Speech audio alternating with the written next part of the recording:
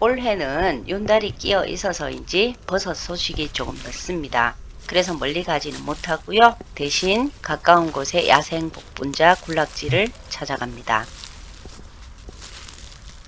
복분자 군락지를 찾아가다가 흰 주머니 광대 버섯을 만납니다. 가시나 줄기, 주름살이 모두 흰색이고요. 초기에는 방구형이었다가 자라면서 평평하게 펴지는데 줄기에는 가는 섬유질의 흔적과 밑둥에 두꺼운 주머니가 있습니다. 아마 톡신이라는 맹독을 가진 버섯으로 함부로 채취를 하시면 큰일 나는 버섯 중 하나이죠. 버섯 구경을 마치고 복분자 군락지를 향해 갑니다. 이번에도 광대버섯류를 만나는데요. 뱀껍질 광대버섯입니다. 이 역시 독버섯으로 중독이 되면 혼수 상태에 빠지기까지 하지만 하루 이틀 뒤에는 회복이 된다고 합니다. 지난 2021년 산림청에서는 이 버섯이 폐암세포 정식을 억제하는 유용물질이 들어있다고 발표를 했었는데요. 하지만 역시 독버섯은 함부로 건드리면 안 됩니다. 복분자 군락지에 들어섰는데요. 열매가 많은 것은 아니지만 간간히 보입니다. 복분자는 완전히 익은 것보다 막 익으려고 붉은 기운이 있을 때 채취를 해야지만 용왕을 뚫을 약성을 본다고 하죠. 애기 영지버섯이 보입니다. 이제 올라오기 시작한 영지버섯을 채취하기엔 아직 이른데요. 윤달이 낀 해이기 때문에 영지버섯 또한 조금 성장이 더딘 것 같습니다. 복분자의 추출물에 대한 효능을 연구했었는데요. 그 결과를 보면 남성 호르몬을 약 17배 증가시킬 정도로 좋다고 하고요. 역시 여성 호르몬을 촉진하기도 하는데 연구 결과 약 5배 증가했다고 합니다. 약성이 강한 복분자는 붉은 빛을 띠기 시작할 때입니다. 번식력이 매우 뛰어난 복분자가 곧 숲 전체를 뒤덮을 것 같은데요. 이곳의 복분자는 예전 민가에서 키우던 것들이 현재는 방치되어 자라고 있는 것들입니다. 이 숲은 집 근처에 있어서 자주 드나드는 곳이기 때문에 가끔 길목에 있는 것들은 전지를 해주는 등의 관리를 해주기도 하지만 워낙에 번식력이 뛰어나서 혼자의 힘으로는 불가능하다라는 것을 느낍니다. 예로부터 복분자는 항산화, 면역 강화, 소화 개선 등 다양한 건강 효능이 있지만 특히 남성의 정력에 좋다고 해서 장어와 함께 우리는 많이 먹어왔습니다. 거물버섯을 올해 처음으로 만납니다. 거물버섯은 종류가 상당히 많아서 정확한 포인트를 가지고 동정을 해야 하는데요. 독버섯과 식용버섯을 구분할 줄 알아야 합니다. 부속 거물버섯이나 갈색 거물버섯 또 비단 거물버섯류들은 대부분 식용이 가능하지만 쓴맛 거물버섯이나 빨간 구멍 거물버섯 등은 독버섯으로 분류되어 있기 때문에 노란 다발버섯 같은 외형이 비슷한 다른 버섯들과의 구분도 필요하지만 거물버섯과에 속하는 것들끼리도 정확히 구분을 할 수 있어야겠습니다.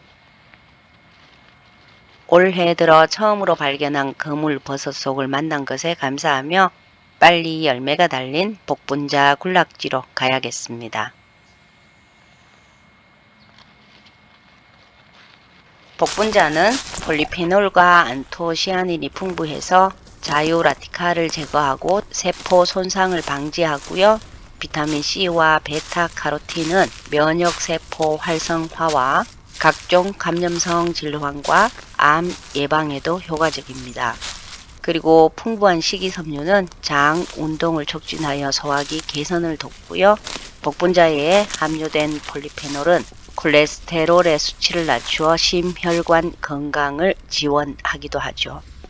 또 잘 익은 복분자 열매는 루테인과 제아잔틴 성분이 시력을 보호해서 백내장을 예방해 주고요. 알칼로이드 성분은 인슐린 분비를 촉진해서 당뇨 관리에 좋다고 합니다. 그 외에 피부 건강이나 노화 방지에도 도움을 주는 복분자인데요. 하지만 과다 섭취를 하시면 장염이나 항문 질환이 일어날 수가 있고요. 당뇨 환자라면 혈당 관리에 주의를 하면서 먹어야 하는 등의 주의사항이 있습니다. 우리나라의 음식들은 궁합이 있는데요. 복분자도 궁합이 좋은 음식과 좋지 않은 음식이 있습니다. 먼저 궁합이 좋은 음식으로는 오리고기, 호두나 아몬드, 두부, 배, 생강 등이 있고요.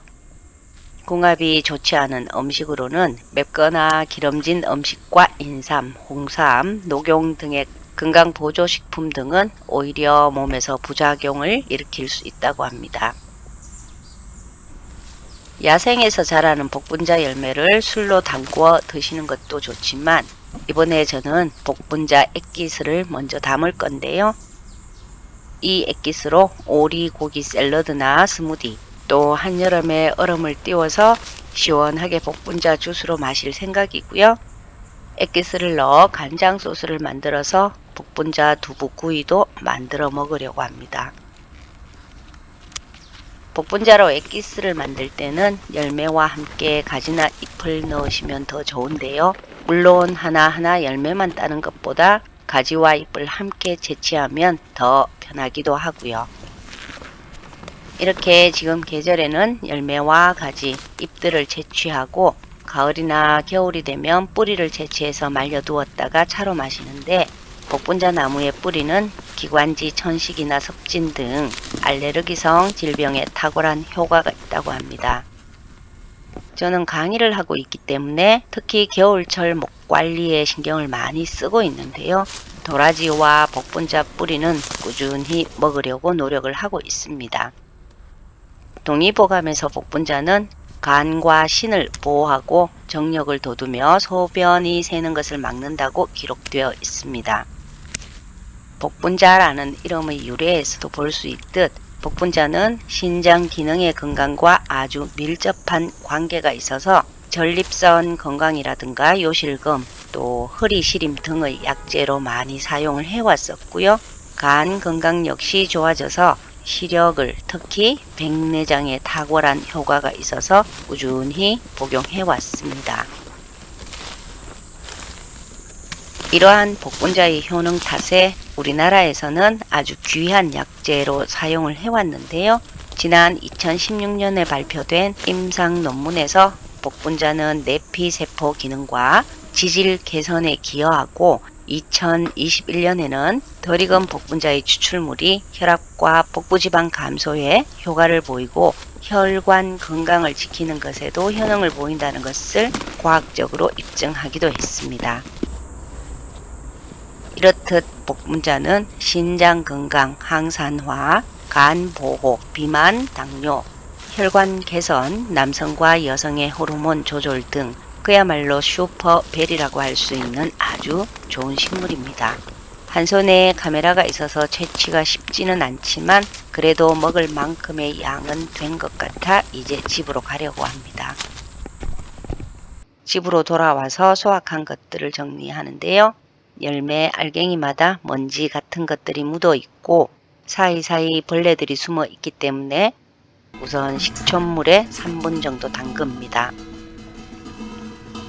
복분자는 가시가 있어서 정리를 할 때 고무장갑 착용은 필수이고요.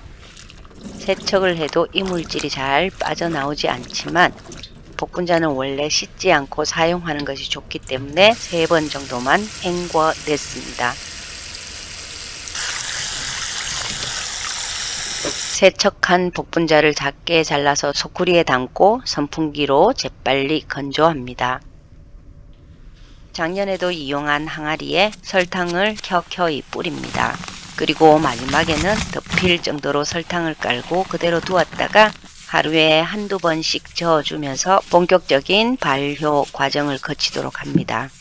담아두고 이틀이 지난 복분자입니다. 이렇게 여름을 보내야 하기 때문에 자주 저어주어야 하고요. 날파리 등 벌레가 꼬일 수 있기 때문에 모기향을 피워서 벌레가 들어가 알을 낳는 것을 미리 방지합니다. 사흘이 지난 복분자의 모습입니다. 이제 잘 숙성되기만을 바랍니다.